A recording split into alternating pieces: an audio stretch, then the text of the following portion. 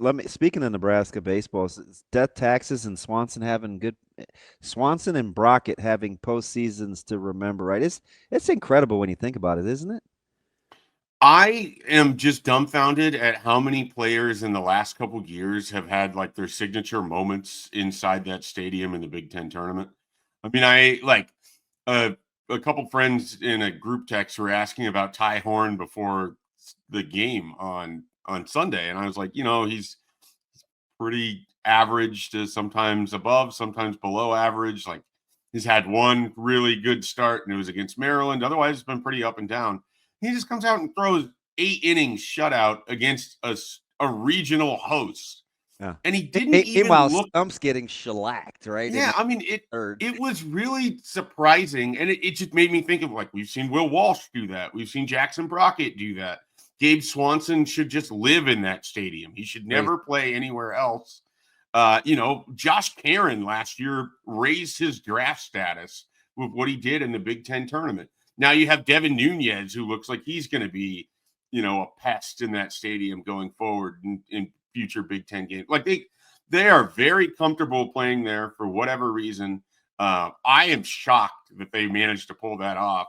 But it's not just that they won. Like I'm not surprised that they were able to win the Big Ten, but they did it where they made Oregon and UCLA look so bad. Yeah. Like Oregon looked like a horrible baseball team. They four hit UCLA, and they shut down an Oregon offense that was as complete as any team in the top 12, I think, in the country offensively. Like it was And wild. other than Michigan State, the toughest game they played, like that Penn State team is scrappy. Like when Nebraska and Penn State play, like they're a scrappy team. Like I know it's 6-3, but they were right there putting pressure on Luke Broderick all the way up to the end. Luke Broderick, another name, is a bird literally just flew into my window. I I'm heard seeing that. feathers. Noise. Feathers are flying up in the air. Wow, that was the old something. funk. Yeah. Anyway, back to Luke Broderick. I thought he could have been the MVP of the whole thing. I really did. I mean, 6 huge innings for you in big situations against Michigan State to keep the deficit where it was to allow you to tie it up and to close out Penn State. I mean, he had a huge run in that tournament. It just a team that it felt like they underachieved every step of the way until it was time for them to really step up. And, they still owe a fruit basket to the Michigan State right fielder, but what a Winning week is for hard, Nebraska. man. Yeah, well, no doubt. I mean, Schaefer, I don't think I missed. Did we even mention Brockett in there? Yeah, I think right at the beginning, but yeah, okay. I mean he was phenomenal. And I kind of wish that they would have pushed him a little bit more. I didn't love the pitching decisions. Here's me second guessing Nebraska as they win the Big Ten tournament, by the way.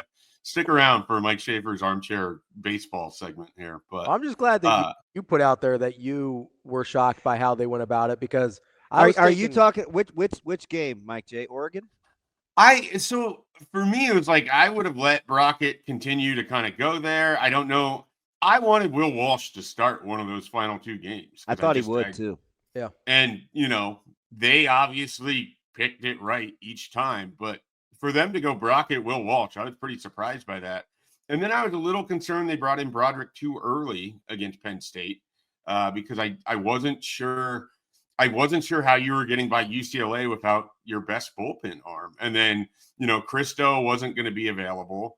And it was just a situation where everything just kind of worked perfectly. And when you get Ty Horn going 8 shutout innings, you don't have to worry about the rest of your pitching staff a whole lot. But, Saturday morning when they brought in Will Walsh, I was like, I don't really love this because I would have liked to have seen him available for one of those 2 games, and it didn't matter. Like every button Will Bolt basically pushed from like the 4th inning of Tuesday on was damn near perfect for Nebraska baseball. You got to give him a lot of credit.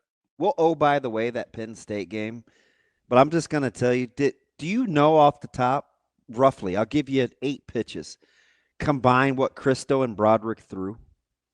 I think Christo was at 40 and Broderick was at like 52. I was in short right field, so I had a view of the pitch count there. Am I close? Christo threw 44, Broderick threw 64. Okay. 108 between the two. Like they got stretched. Yeah. No, well, I knew Christo wasn't going to be available. And then when they brought in Broderick in the, in the 7th, you just knew like he's basically in until they get the final out. Like you had that feeling. And so, again, props to those guys for being able to do it. Props to Will Bolt for having the belief in that, and Rob Childress too. I'm sure he's not making that decision without checking with Childress and how he feels about those arms. But it does make you feel better about Nebraska's chances in a regional. And I think North Carolina is a tough draw. But I think North Carolina is a tough draw, but I think getting Oklahoma, I think that's a winnable game on Friday. Like if you set yourself up and, you get one of the big performances that you've gotten all year when you played Vanderbilt or Oregon State or UCLA or Oregon, I think they can potentially match up with North Carolina. And it's the not, regional is just about sneaking through. It's not an offensive regional. Like it's not bad. Yeah. No, I think, unlike last year where it felt like they were pretty dead in the water when that got released, because I just don't think anybody wanted that Florida team. I think Nebraska has a better chance this year than last year. And I thought last year's team was significantly better than this year's. Certainly when you have Brett Sears starting a game, you feel better about that. But here we are.